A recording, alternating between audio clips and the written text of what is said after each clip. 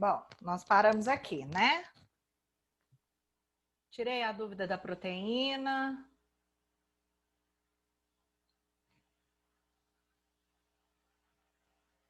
Então, vamos lá.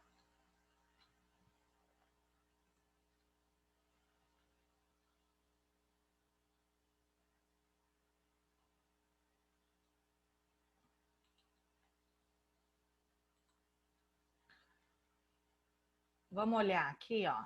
Então, o que a gente tem que entender que é a característica de uma fibra muscular, né? Por que é ela que se contrai? Então, vamos lá. A fibra muscular, ela tem uma característica de uma célula alongada, tá vendo, ó? Ela é bem longuinha aqui, especializada em contração, e as organelas dentro dela recebem os seguintes nomes, né? Opa. Volta.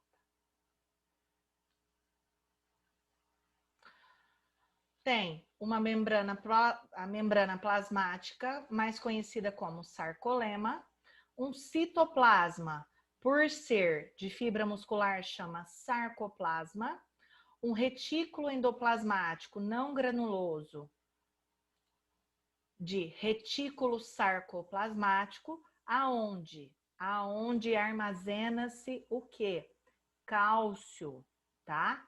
Então, nós necessitamos do cálcio circulante no nosso corpo em dois lugares importantíssimos, em maior e de grande quantidade, nos ossos, né? Mas necessitamos de cálcio também para quê? Para que a contração muscular seja efetiva. A fibra muscular usa o cálcio para contrair-se também, em bem menor quantidade do que a reposição do tecido ósseo, mas utiliza-se, tá? Então, para que ela não dependa somente do cálcio circulante, ele tem um retículo que chama sarcoplasmático, que guarda uma pequena quantidade de cálcio, para que quando a contração seja necessária, ela não fique necessitando de tirar lá do sangue para colocar para dentro da célula para que ela faça a contração. Ela tem um pequeno espaço de armazenamento que chama retículo sarcoplasmático, tá?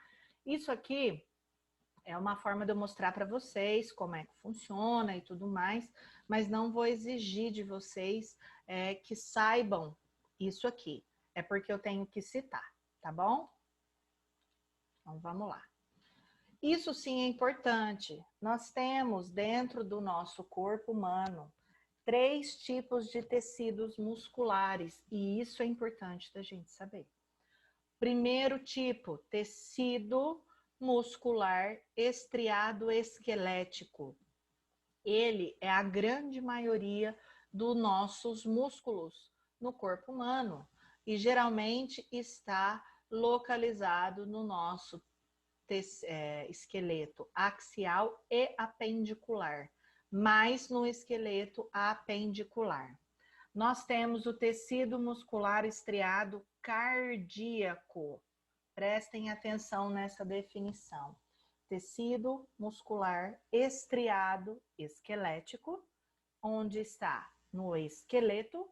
Tecido muscular estriado cardíaco, que é o nosso coração, e o nosso tecido muscular liso. São os 3 músculos encontrados no nosso corpo, não existem outra classificação. Então, por que eu pedi para vocês prestarem atenção? O tecido muscular estriado esquelético e o tecido muscular cardíaco também é estriado, porque as suas fibras musculares têm uma composição como se fossem estrias, filamentos lateralizados, um seguido do outro, tá? Aqui, muito mais definido e muito mais intenso. Esse é um corte histológico, tá vendo? Todas as fibras musculares têm o mesmo sentido. Já o tecido muscular cardíaco estriado também segue a mesma linha padrão. São estrias laterais, uma a outra. A diferença de um para o outro a gente vai ver lá na frente. Há uma pequena diferença, mas são muito parecidos. Já o tecido muscular liso, ele não é composto de estrias bem definidas, como os dois músculos estriados. Então, são fibras musculares compostas em várias direções, tá vendo? Ó, tem fibras aqui, fibras aqui, fibras aqui, tá vendo? Esses pontinhos pretos são como se fosse o armazenamento que eu falei, né? A cabecinha da célula. Então, tem assim, tem assim. Então, ele não tem um direcionamento do músculo. E isso é muito importante a gente entender. Por quê? Porque cada um vai ter a sua função de acordo com o direcionamento das suas fibras musculares. Então, vamos lá. Vamos estudar o nosso tecido muscular estriado esquelético, né? Qual que é a característica?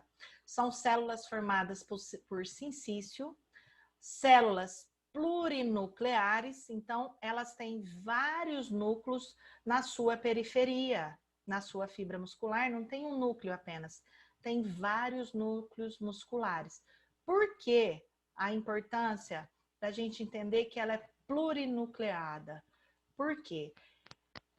É um músculo que vai exigir uma contração efetiva, forte, vigorosa e várias contrações musculares em pouquíssimo espaço de tempo.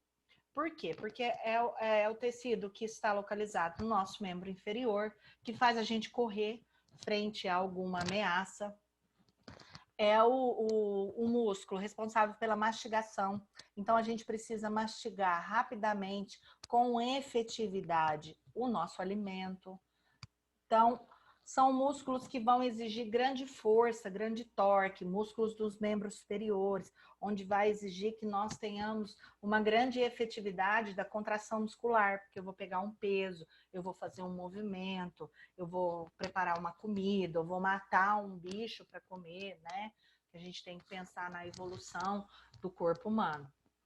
Miofibrilas com faixas claras e faixas escuras alternadas, que formam o quê? As estrias transversais. Então, essas faixas claras, de fibras escuras, que são alternadas e na mesma direção, que nos proporciona a contração e o relaxamento. Então, são fibras, eu não sei se vocês conseguem ver aqui, ó. São fibras entrelaçadas, entre faixas claras e faixas escuras, que têm o mesmo direcionamento. Por quê? Porque quando elas se contraem, elas se passam uma por cima da outra, e quando elas relaxam, elas voltam à sua anatomia normal. Então, é isso que dá a efetividade da contração muscular. Por isso que elas são estriadas e alongadas e compostas lateralmente uma à outra, tá? As miofibrilas com faixas claras e faixas escuras definem a capacidade muscular. Então, as faixas claras é a fibra muscular que vai manter o músculo contraído por mais tempo. As faixas escuras é o que vai dar mais força ao músculo, tá? Então, quando a gente exige muito peso, muita força, as faixas escuras predominam na contração. Quando exige a manutenção, por exemplo, quando você pega um prato e segura o prato, mantém o prato, por exemplo, para você se alimentar, você não está tendo uma contração muscular efetiva pesada, você está tendo uma manutenção daquela contração para que o prato fique parado e você consiga se alimentar. Então, aí é a função das faixas claras, tá? Mas isso também não vou exigir de vocês.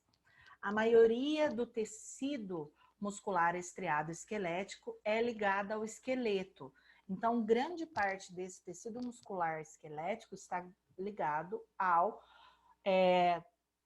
tecido ósseo, tá? Ao nosso esqueleto. partes também estão ligadas a sobrepostos a outros músculos. Então, secundariamente, também estão ligados ao tecido ósseo, tá? E o tecido muscular esquelético, uma característica grande dele é uma contração muscular voluntária, como eu expliquei para vocês, forte e também rápida, tá? Por isso que todas as características que eu expliquei lá para cima dão a capacidade dele ser voluntário, eu decido se eu contraio ou não, de ser forte e de ser rápida, tá? Ó, conseguem perceber fibras alternadas, claras e escuras, todas na mesma direção, tá? Então, esse é um corte histológico, que se vocês aproximarem aí, vai conseguir definir bem. Então, é um músculo estriado esquelético. Ó, nós temos em praticamente todo o corpo humano, recobre praticamente todo o nosso esqueleto axial e esqueleto apendicular, tá bom? Nós não temos nenhum osso do corpo humano exposto já diretamente na pele. Primeiro ele é revestido do tecido muscular e depois vem a pele, tá? Aqui é o que eu quis explicar para vocês. Então, nós olhamos a característica, ó, de uma fibra muscular, tá? O conjunto de várias fibras musculares formam o feixe muscular. Vários feixes musculares compõem o nosso ventre muscular. Deu para entender essa diferença? Isso é importantíssimo de se entender. Então, nós temos a fibra muscular, várias fibras formam o feixe muscular e vários feixes musculares formam o ventre muscular. O músculo em si, o que a gente palpa, né? O ventre muscular, que a gente consegue palpar. Por isso que eu disse para você que a capacidade da fibra muscular é de condutividade. Então, o nervo vem e se liga a essa fibra muscular e passa a informação para ela. Olha, tem que contrair agora. Então, a contração dela sozinha vai ter movimento? O que vocês acham? Vamos lá, desmuta. Eu acho que não. Só uma fibra, né? Isso. É um conjunto, né? Então, aí, essa fibra aqui tem que passar para outras fibras aqui, contração, vamos contrair. E aí, esse feixe muscular tem que... O cérebro pediu para contrair, então vamos contrair todo mundo junto? Aí sim, o movimento é efetivo. A muscular é o quê? A condutividade. Lá atrás. Deu, tá bem claro. Sim, deu sim. Ótimo. Então, vamos lá. Cardíaco é um tecido importantíssimo no nosso corpo, tá? Somente no coração e nenhuma outra parte. Esse tipo de tecido muscular estriado. Ele possui células longas, células, ó, já são mononucleares. Aí a gente consegue ver a área estriado esquelético, né? Que forte, muito efetiva para acionar antigamente, né? Então eu precisava a contração do coração, tá? Ela não precisa ser rápida. Ela vai causar uma arritmia, contração plena do coração, jogar o sangue tanto.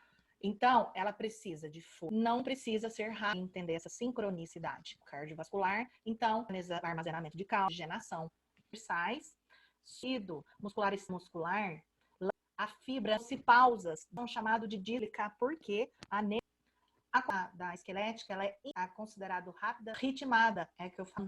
Então, nós pré-programa sem a minuto é considerado normal. E a contração, ela é rápida, ritmada e principalmente a capacidade de... O coração não bate agora não, tá? Mesmo dormindo, quando a gente dormisse, a gente ia parar de bater, a gente ia morrer. Por isso que ela é involuntária. Ô, Dani, tem diferença do Tem diferença dos batimentos cardíacos do homem e da mulher? Muito pouco. O do homem, ele é um pouco... depende do tamanho do homem, ele é um pouco mais... Bate mais. Por isso que é de 80 a 110, 120. Dentro dessa normativa, a gente considera normal. Da mulher de 80 a 90, o homem já chega de 90 a 100, tá? Ah, tá. Então, a fibra muscular, ó, tá vendo? Ela não é... Aqui, ó, são os núcleos, tá? A fibra, ela é contínua, lateral uma outra, só que ela tem, ó, tá vendo isso aqui? Essas pausazinhas aqui, ó, que são os discos intercalares. Então, a fibra, ela não é contínua. Ela vem aqui, tem uma interrupção, depois ela continua, tem outra interrupção, ela continua, tem outra interrupção. Os discos intercalares que dão a capacidade da contração ser ritmada. Então, parte do coração contrai aqui, daqui a pouco outra parte, daqui a pouco outra parte, daqui a pouco outra parte. E isso é importantíssimo, é porque eu não tenho uma lousa para conseguir explicar para vocês como que é a contração do coração, para que vocês entendam que ela tem que ser ritmada, tá? Pensa no coração como se fosse um órgão oco. Divide ele em 4, certo? Então, a parte superior esquerda a gente chama de átrio direito, átrio esquerdo. A parte superior direita, átrio direito. A parte inferior, ventrículo direito. E a parte inferior esquerda, ventrículo esquerdo. Então, dentro do coração, nós temos uma circulação. O sangue vem do pulmão, entra no átrio direito, vai para o átrio, entra no átrio direito. Dentro dessas 4 cavidades, ele faz uma circulação lá. Então, o que que acontece? O átrio direito tem a contração que joga o sangue para o ventrículo direito, que vai jogar o sangue para o corpo humano, certo? Percorre todo o corpo humano, volta pelo ventrículo direito, pelo átrio direito, desce para o ventrículo direito e volta para o pulmão, certo? Então, a contração tem que ser assim, ó. Átrio esquerdo, ventrículo esquerdo. Átrio direito, ventrículo direito. Por isso que tem esses discos intercalares. Eles não podem contrair os 4 ao mesmo tempo. Então, se fosse um músculo esquelético, quando a capacidade de condutividade dele, lembra? Quando uma fibra fosse excitada, todas se contraíam ao mesmo tempo. Aqui não acontece isso. Ela se contrai, conduz, o estímulo chega, pede a contração, mas ele vai sendo por partes. Um pouco aqui, um pouco aqui, um pouco ali, um pouco ali, para que essa circulação interna do coração seja efetiva. Deu para entender mais ou menos? Com a lousa eu conseguiria desenhar e vocês iam entender. Apesar que nós vamos rever tudo isso aí no sistema cardiovascular. Mas deu para entender? Eu Deu sim. entendi. É uma dúvida. Pode perguntar. Quando o coração está batendo descompassado, esse movimento do tecido muscular, eles estão batendo, estão involuntário tudo ali? Ou como é que é? Quando a gente tem descompassado, a gente chama de arritmia, né? Arritmia cardíaca. A arritmia cardíaca se dá por diversos problemas. Vou dar alguns exemplos. O estímulo, nós temos aonde chega o nervinho, certo? Então, o primeiro estímulo involuntário, a gente não tem esse controle. Chega no átrio direito, pede para ele contrair. Depois, o estímulo vai para o ventrículo direito, depois para o ventrículo esquerdo, depois para o ventrículo, o átrio direito. Às vezes, essa passagem ritmada do estímulo de um compartimento para o outro tem algum problema ali. Então, o estímulo não chega. Por isso que ele não contrai igualzinho, ritmado como deve ser.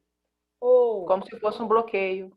Isso é o bloqueio. Isso acontece o quê? Do bloqueio do sinal que a gente chama e aí a gente dá um nome. Se é no átrio direito, tem bloqueio do sinal do nó atrial. Se é embaixo, bloqueio do sinal tal, entendeu? Ou o que que acontece também? Sabe quando o coração incha? Quando tem chagas ou quando tem algum problema que tem um aumento desse coração, a fibra muscular não fica tão efetiva. Então, há rompimentos dessa fibra no meio do caminho. Então, o estímulo não chega em todo o músculo. Então, ele não se contrai com efetividade, tá? Isso é a nossa insuficiência cardíaca. Ou o contrário também, né? O músculo ele não tem a capacidade de contração e relaxamento. Ele, por algum processo que a gente passe, que tenha uma sobrecarga muito grande do coração, ele é um músculo, ó, tecido muscular estriado cardíaco. Ele é capaz de aumentar as suas fibras musculares, tá? Então, como eu disse na enfermagem, o músculo esquelético, por ser estriado, ele, se a gente trabalhar, a gente aumenta as fibras musculares, que formam novos feixes musculares, que aumenta o tamanho do ventre muscular. Por isso que a gente fica forte. Por isso que a gente usa cargas grandes. E quando a gente se acostuma, porque as fibras musculares foram formadas para tolerar aquele peso, a gente tem que aumentar a carga para aumentar o tamanho do músculo, certo?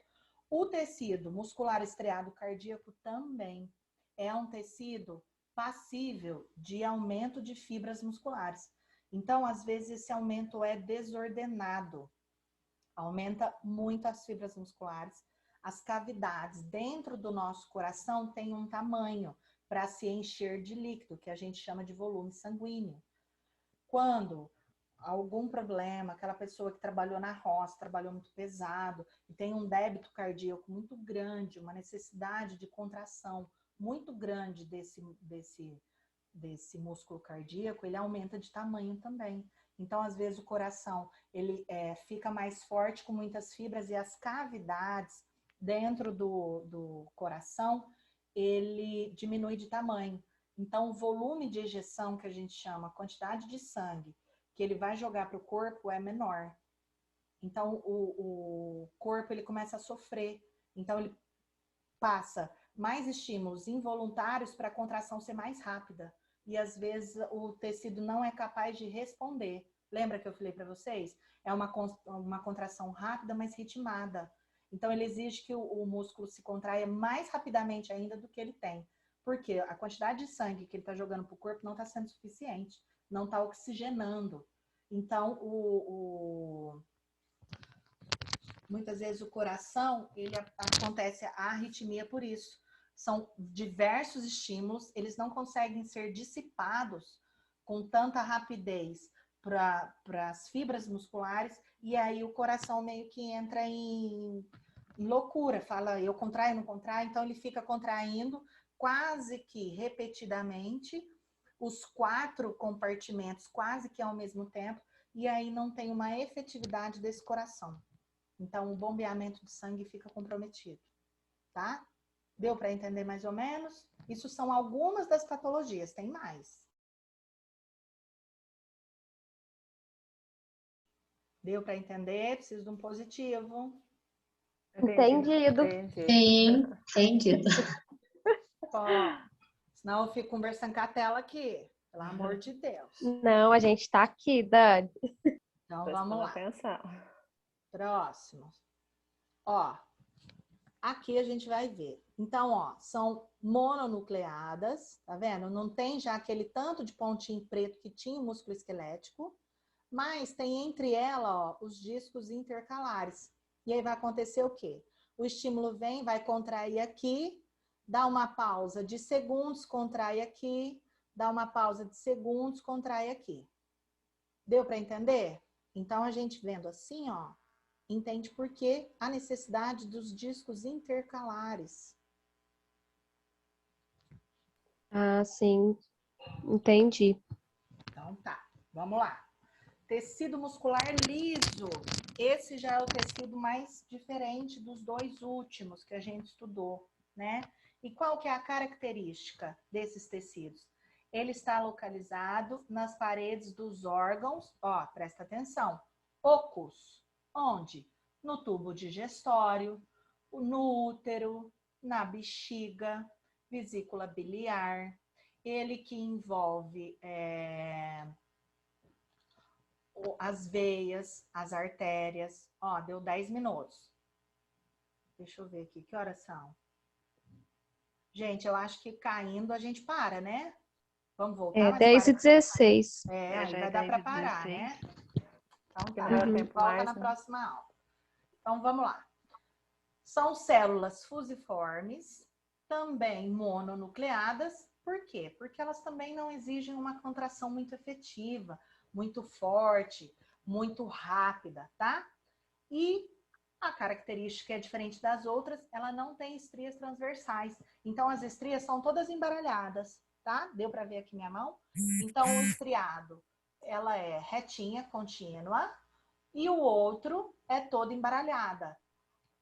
Dessa forma, por não ter estrias transversais, ela tem uma contração muscular também involuntária, só que diferente do tecido estriado, ela é lenta, tá? Porque, vamos lá, aonde que ela recobre? Órgãos ocos, por exemplo. Quando a gente engole a comida, ela vai descendo lentamente até o estômago.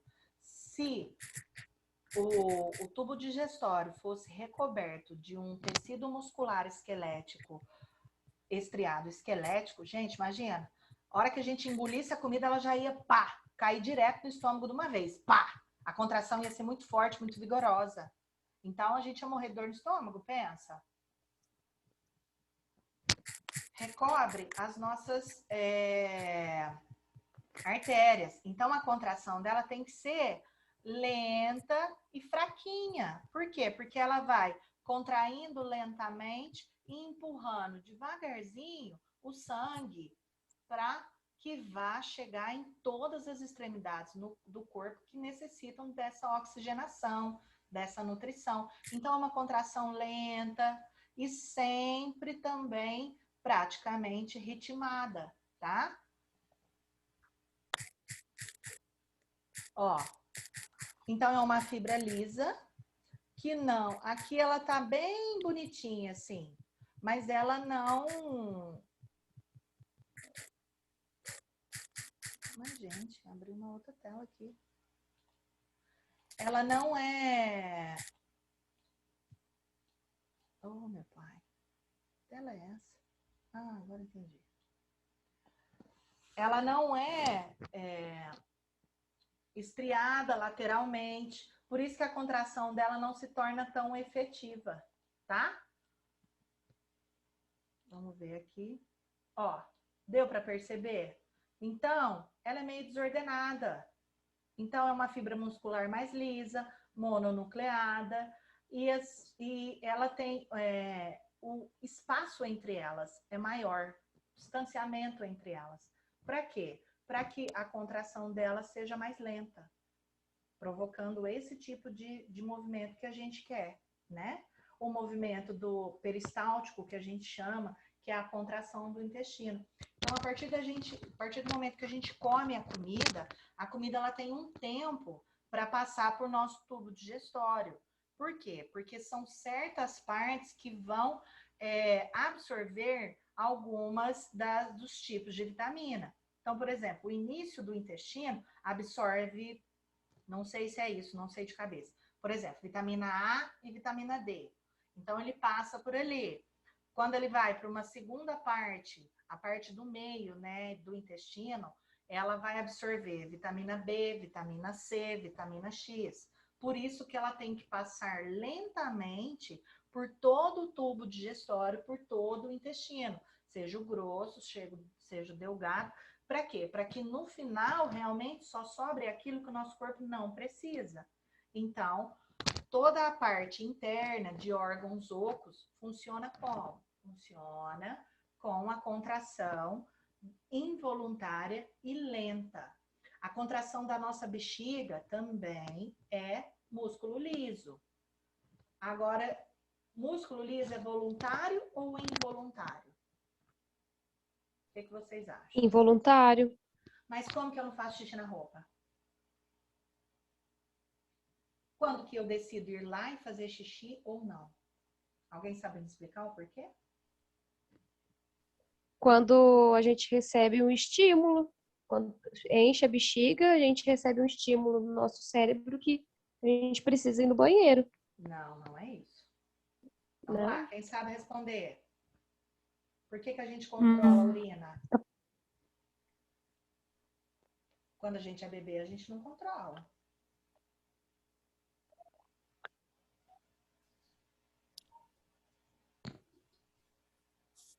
Vamos, gente. Pensem. Bom, tem gente que tem que Pensando fazer aqui. exercício muscular para conseguir contrair, né? Conseguir segurar. Mas a contração da bexiga é involuntária. Como é que Ai, não contrai? sei, então. Ah, Também não. Tô e pensando. vou acabar minha aula aqui. Falta 4 minutos. Bom, vamos lá. O tecido muscular que reveste a bexiga, ele é liso, é involuntário. Então, ele vai se contrair para esvaziar a bexiga. Só que a saidinha lá, a boquinha da bexiga, é controlada pelo esfíncter. O esfíncter é tecido muscular estriado esquelético, certo? Então, é ele que é trabalhado quando a gente é criança para a gente controlar o xixi. Então, voluntariamente, eu consigo relaxar e contrair, manter contraído o esfíncter para não fazer o xixi na roupa. Mas entenda uma coisa, você não consegue manter a contração do esfíncter se a bexiga chegar no seu volume máximo. Tá? Então, por isso que quando a gente segura o xixi, chega uma hora que a bexiga fala assim, tô cheia demais, vai dar BO, vai começar a voltar xixi lá para cima, não pode. Aí a contração de todo, do rim, dos esfíncteres, né, de tudo, vai forçando, o corpo fala assim, vou desligar então a sua contração voluntária. Desliga o esfíncter, você faz xixi na rua. Na roupa, você tem o esvaziamento dele, tá? Então, entenda, a bexiga é formada por tecido muscular liso e involuntário. O que a gente tem de voluntário? A manutenção do esfíncter, que é o finalzinho dela, tá? Então, é ele que a gente relaxa e é ele que a gente contrai. Mas a gente não tem, quando a gente faz xixi, a gente só libera o esfíncter, a gente não tem a capacidade de contrair a bexiga voluntariamente. Quando a gente força e fala assim, mas quando eu faço xixi tem um jato mais forte ou não? Por quê? Porque você contrai o abdômen, músculo esquelético. E aí ele vai empurrar todo o conteúdo abdominal, fazendo mais pressão na bexiga. Mas você não tem a capacidade de contração da bexiga. Correto? Nós voltamos na aula. Se tiver alguma dúvida, vocês me falam. Tá? Então, nós paramos aqui. Vamos voltar na aula aqui. Ficou alguma dúvida? Tem 1 minuto ainda. Deu para entender a questão Não. da bexiga? Ficou bem claro. Isso é pergunta de prova, hein? Ficou bem claro, Dani. Bom, então tá bom. Muito boa essa meninas. aula. Que bom, fico feliz. Vamos manter a qualidade da nossa aula, tá? Se tiver alguma dúvida, vamos tirar. E fiquem tranquilos. Quarta-feira vai ter a apresentação da nossa outra aula dos grupos. Correto? Beijo. Combinado, Boa Dani. noite. Fiquem com Deus. Boa Já noite. enviei a aula no grupo para vocês. Tá, obrigada, Dani. Boa noite, noite. Boa gente. noite. Fica com Deus. Tchau.